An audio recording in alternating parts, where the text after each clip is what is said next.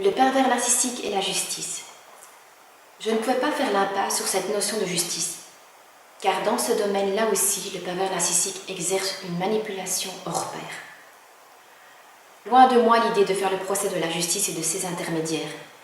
Il y a des choses sur lesquelles nous n'avons pas ou très peu de pouvoir. Il y a donc des choses à savoir pour se protéger. Donc même si je préconise souvent d'expérimenter les choses pour en avoir vraiment la connaissance, et même si je pense très sincèrement que croire ce qu'on raconte et y adhérer sans en avoir fait l'expérience est idiot, je tiens ici à vous mettre en garde sur votre façon de procéder.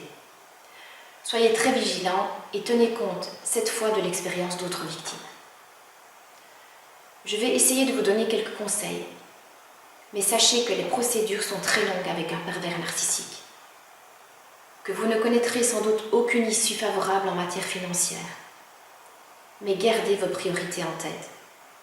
Les miennes étaient le bien-être de mes 4 enfants et surtout ma liberté. Tout le reste m'importait peu. Après 3 ans, je me retrouve dans 3 tribunaux différents. Le tribunal de première instance, le tribunal de la famille, le tribunal de la jeunesse. La banque va entamer aussi une procédure judiciaire à notre rencontre, donc je pense que cela arrivera au tribunal de commerce. Je vais décrire rapidement ma situation afin qu'elle puisse vous apporter un témoignage assez complet pour que vous puissiez puiser ce qui pourrait vous aider. Et puis pour vous aider aussi à entrevoir le positif dans une situation ô combien catastrophique a priori. J'en parle dans ma formation Aller simple pour Stella, mais il s'agira de lâcher prise si vous voulez garder la tête hors de l'eau et ne pas vous rendre malade. Il y a des choses qu'on ne peut, malgré toute notre meilleure volonté, contrôler. Et c'est le cas ici. Les lois sont là, mal faites parfois, ou n'incluant pas notre cas hors du commun. Et les juges et leurs compères restent des humains qui tentent avec leurs maigres moyens de choisir la solution la moins pire pour les différents acteurs. Le procureur du roi a décidé que mon pervers narcissique, un jour de grande folie, ne pouvait plus nous approcher. Les enfants et moi avons passé toute la nuit au poste de police. Nous avons été entendus pour des faits graves de la part de mon pervers narcissique. 13 pages de procès-verbal ont été rédigés. Quelques semaines après, ce dossier a été classé sans suite, alors que j'aurais pu ne plus être là aujourd'hui si les enfants avaient été absents.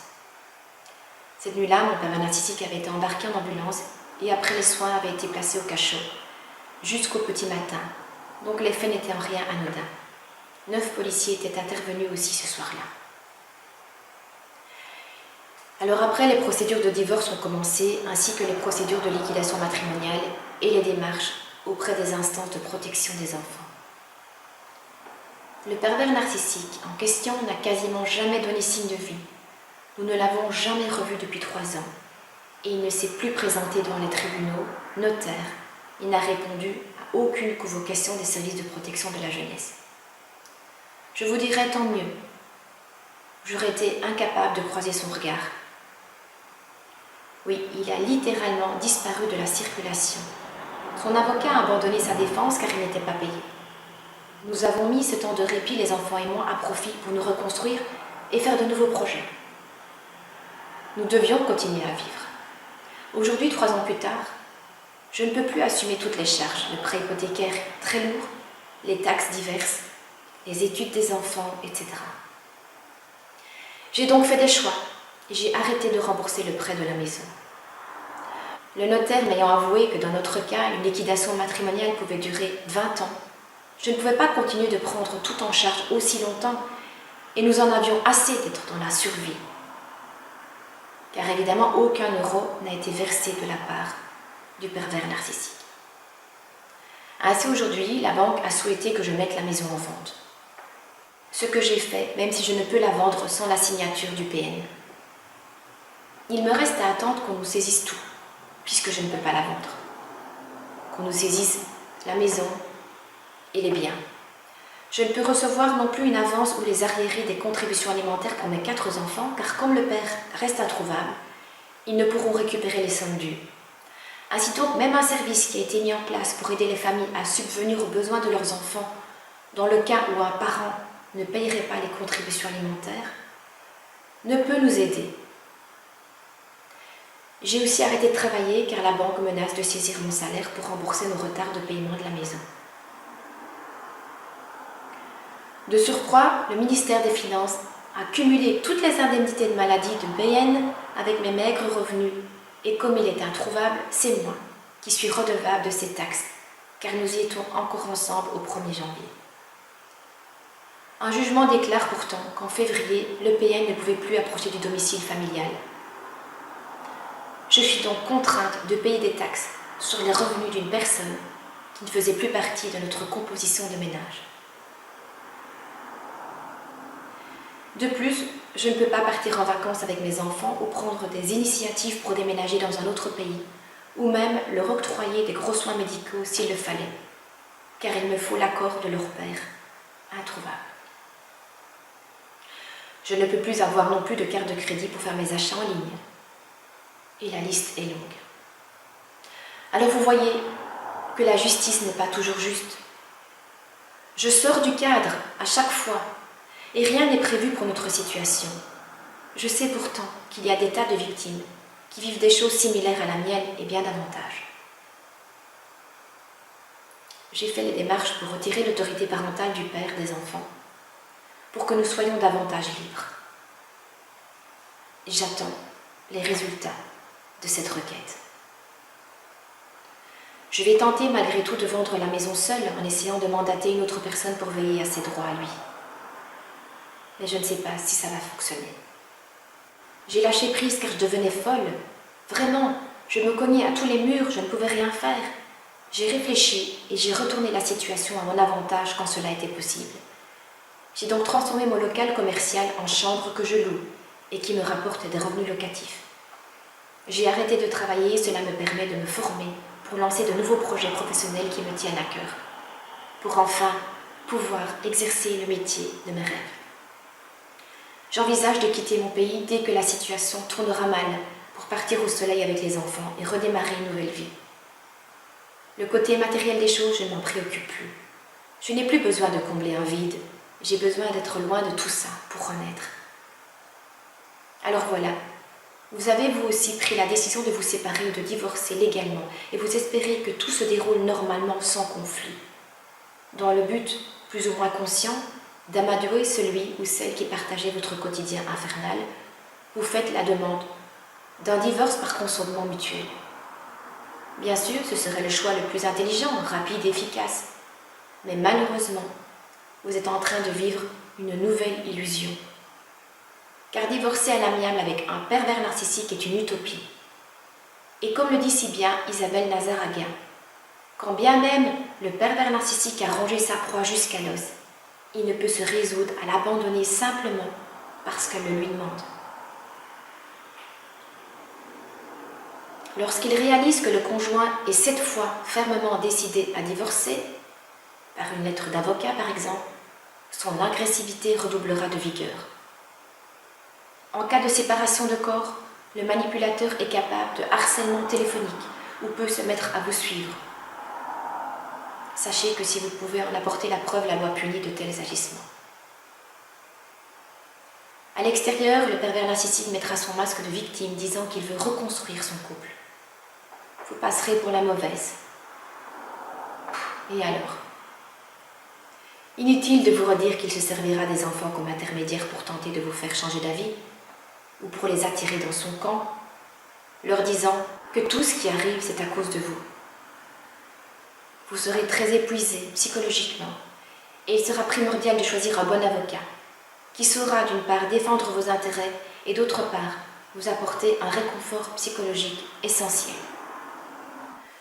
Une procédure de séparation de divorce par consentement mutuel ne doit en aucun cas être choisie comme une stratégie systématique, ni même comme un choix précipité par votre conseil.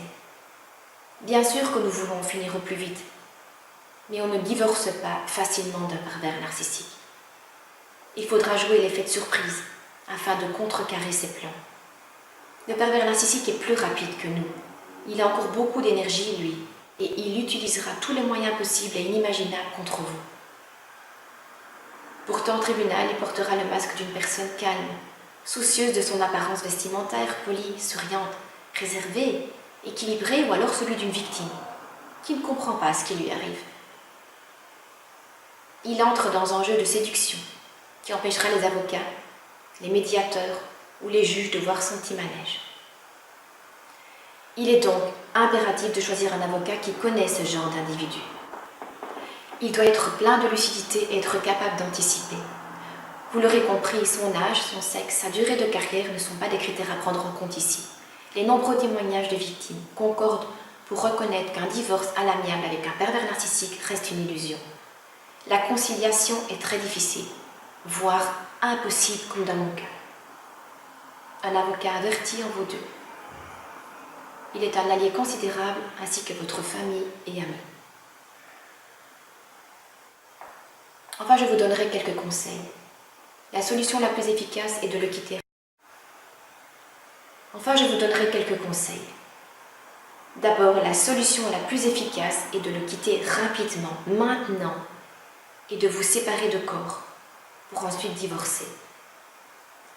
Le divorce à l'amiable ne vous épargnera pas le combat. Faites fi du côté affectif et pensez stratégie. N'avertissez votre conjoint de votre décision qu'après avoir trouvé le bon avocat. Avertissez vos proches de votre décision préalable. Attendez-vous à des comportements violents de votre PN. Ouvrez un compte bancaire personnel si vous ne l'avez pas encore fait. Assurez vos arrières. Envoyez vos différents courriers par recommandé. Faites-les lire au préalable par un conseiller afin de ne commettre aucun impair au regard de la loi. Dès que vous envisagez de vous séparer, amassez un maximum de preuves relatives à ces comportements toxiques. Des SMS, des photos, des lettres, des enregistrements, des documents, etc. Et placez-les en sécurité. Si vous êtes séparés de corps, coupez tous les liens et ne communiquez que par l'intermédiaire de votre avocat. Si vous avez des enfants, essayez de vous faire aider par les grands-parents ou amis pour servir d'intermédiaire. Appelez la police en cas de violence ou allez porter plainte. Attention, ne lui dites jamais vos intentions de vive voix. Il s'en servirait pour vous anéantir. Ainsi, lui dire qu'il peut tout garder, mais qu'il ne touche pas aux enfants, vous occasionnerait de très fâcheuses conséquences. N'oubliez pas que vous êtes sa proie et qu'il jouit de votre déchéance. Il n'a pas de limite et même si cela le mène à sa perte aussi, son ultime objectif est de vous anéantir. Mon pervers narcissique a cessé de travailler. Il a supprimé toute trace de vie uniquement pour qu'on me saisisse tout. Il ne peut être conscient que nos biens sont à nous deux et qu'en pratiquant de la sorte, il ne récupérera rien. Son but ultime est de détruire ma vie. Lui a déjà mis la main sur une autre proie chez qui il vit tel un parasite. N'essayez pas de suivre sa logique, vous n'y arriverez pas. Gardez sans cesse en tête qu'il fera tout pour vous voir ramper. Un dernier conseil, votre avocat ne sera pas disponible 24 heures sur 24 pour votre dossier, il a d'autres clients. Et le harceler sans cesse risquerait d'être préjudiciable à la relation de confiance que vous devez avoir avec lui. En ce qui me concerne, j'ai envoyé des mails avec l'avancée de mes démarches pour le mettre au courant de l'évolution de la situation. Pendant plusieurs mois, je lui ai demandé de traiter mon dossier seul, du mieux qu'il le pouvait. Je lui ai fait confiance et je lui ai demandé de ne plus me joindre, sauf extrême urgence. Je commençais à avoir des crises d'angoisse au vu des recommandés, des courriers de toutes sortes. Je voulais me reconstruire et aider mes enfants à panser leurs plaies. Il me fallait prendre du recul, il me fallait du temps. Mon avocat l'a très bien compris et a poursuivi les démarches de son côté en me représentant seule au tribunal. On dit qu'il faut voir les contrariétés comme des opportunités. C'est ce que j'ai fait. Et aujourd'hui, je suis excitée à l'idée de changer de pays, d'apprendre peut-être une nouvelle langue et de commencer une nouvelle vie. Certes, j'ai un peu la trouille, mais la peur, quand elle ne dépasse pas certaines limites, est un beau moteur qui vous permet d'exploiter de nouveaux chemins pour atteindre davantage de bonheur et de sérénité. Mes enfants sont enthousiastes, car je le suis. Ils me font confiance. Et je leur explique que la nouveauté, les nouveaux défis, c'est ça la vie. Soyez courageuses et courageux. Nous sommes nombreux et nombreuses à avoir suivi le chemin que vous suivez actuellement. Et même si cela prend du temps, Nous sommes désormais plus libres que jamais. Bon courage.